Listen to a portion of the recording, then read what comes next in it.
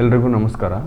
ಮೊದಲಿಗೆ ನಮ್ಮ ಗುರುಗಳಾದಂಥ ಪರಮ ಪೂಜ್ಯ ಶಿವಂ ಗುರೂಜಿಯವರಿಗೆ ನಮಸ್ಕರಿಸುತ್ತಾ, ನಾನು ಮಧು ಆರ್ಕೆ ಅಂತೇಳಿ ನಾನು ಕಳೆದ 6 ತಿಂಗಳಿಂದ ಶಿವಂ ಗುರುಕುಲದಲ್ಲಿ ಜ್ಯೋತಿಷ್ಶಾಸ್ತ್ರವನ್ನು ಅಧ್ಯಯನ ಮಾಡ್ತಾ ಇದ್ದೇನೆ. ಈ ದಿನ ನಾವು ಚರ್ಚೆ ಮಾಡ್ತಕ್ಕಂಥ ವಿಚಾರ ಏನಪ್ಪ ಅಂತಂದರೆ, ಒಂದು ಸಾಲದ ವಿಚಾರವಾಗಿ. ಸಾಲ ನಾವು ಕೊಟ್ಟರೆ ನಮಗೆ ವಾಪಸ್ ಬರುತ್ತಾ, ಮತ್ತು ನಾವು ಯಾರ ಹತ್ರನಾದರೂ ಸಾಲ ತಗೊಂಡ್ರೆ ಅದನ್ನು ನಾವು ತೀರಿಸೋದಕ್ಕೆ ಆಗುತ್ತಾ, ಈ 2 ವಿಚಾರಗಳನ್ನ ನಾವು ತಿಳ್ಕೊಬೇಕಾಗತ್ತೆ. ಯಾಕೆ ಅಂತಂದರೆ, ಇವತ್ತಿನ ಜೀವನದಲ್ಲಿ ಇವತ್ತು ಸಾಲ ಅನ್ನೋದೇನಾಗಿದೆ ಅಂದರೆ, ಅದು 10 ರೂಪಾಯಿ ಇರಲಿ, 20 ರೂಪಾಯಿ ಇರಲಿ, ಲಕ್ಷ ಇರಲಿ, ಕೋಟಿ ಇರಲಿ, ಎಲ್ಲರೂ ಯಾವುದೋ ಒಂದು ವಿಚಾರಕ್ಕೆ ಸಾಲ ಮಾಡ್ಕೊಂಡಿರ್ತಾರೆ, ಅಥವಾ ಯಾರಿಗಾದರೂ ಅವರ ಹತ್ತಿರದವ್ರಿಗೆ, ಸ್ನೇಹಿತರಿಗೆ, ಬಂಧುಗಳಿಗೆ ಸಾಲ ಕೊಟ್ಟಿರ್ತಾರೆ.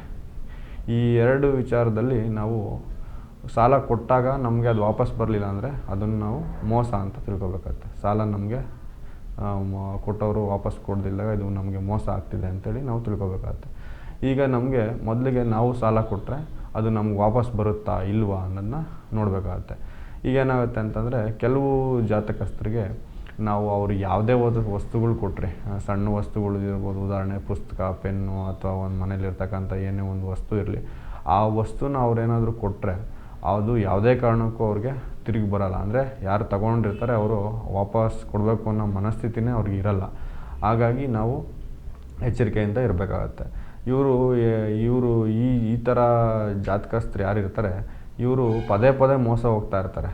ಆದರೂ ಕೂಡ ಮತ್ತೆ ಅವರು ನಂಬಿಕೆ ಇಟ್ಟು ಕೊಡ್ತಾ ಇರ್ತಾರೆ. ಆ ನಂಬಿಕೆಗೆ ಇವರು ಎದುರುಗಡೆ ಇರೋರು, ತಗೊಳ್ಳೋರು, ಇಸ್ಕೊಳೋರು ಏನು ಮಾಡ್ತಾರೆ ಅಂದರೆ, ಅವ್ರಿಗೊಂದು ಸಿಂಪತಿ ಅಥವಾ ಒಂದು ಮರ್ಸಿನ ಕ್ರಿಯೇಟ್ ಮಾಡಿಬಿಟ್ಟು ಅವರಿಂದ ಯಾವುದೇ ಹಣ ಆಗಲಿ, ವಸ್ತುನಾಗಲಿ ತಗೊಳ್ತಾ ಇರ್ತಾರೆ, ಮತ್ತು ಅದನ್ನು ರಿಟರ್ನ್ ಮಾಡಲ್ಲ. ಈ ರೀತಿ ಇವರು ಸುಮಾರು 48 ವರ್ಷದವರೆಗೂ ಇದೇ ರೀತಿ ಮೋಸ ಹೋಗ್ತಾ ಇರ್ತಾರೆ.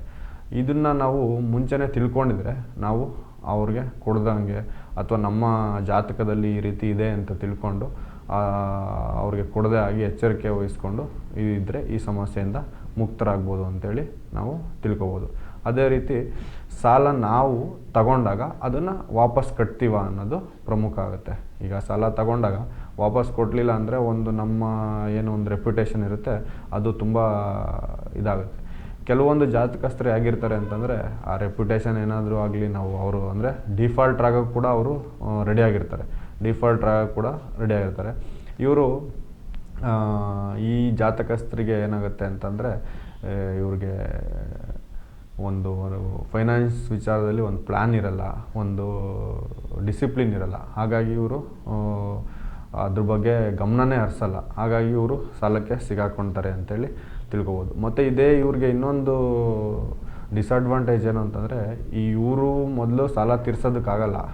ಅಪ್ಪಿತಪ್ಪಿ ಇವ್ರ ಹತ್ರ ಏನಾದರೂ ಸ್ವಲ್ಪ ದುಡ್ಡಿತ್ತು ಅಂದರೆ ಇವರು ಕೊಡೋದಕ್ಕೆ, ಬೇರೆಯವ್ರ ಸ್ನೇಹಿತರಿಗಾಗಲಿ, ಬಂಧುಗಳಿಗಾಗಲಿ ಕೊಡೋದಕ್ಕೆ ಹಿಂದೆ ಮುಂದೆ ನೋಡದೆ ಕೊಡ್ತಾರೆ. ಅದು ಕೂಡ ತಪ್ಪಾಗುತ್ತೆ.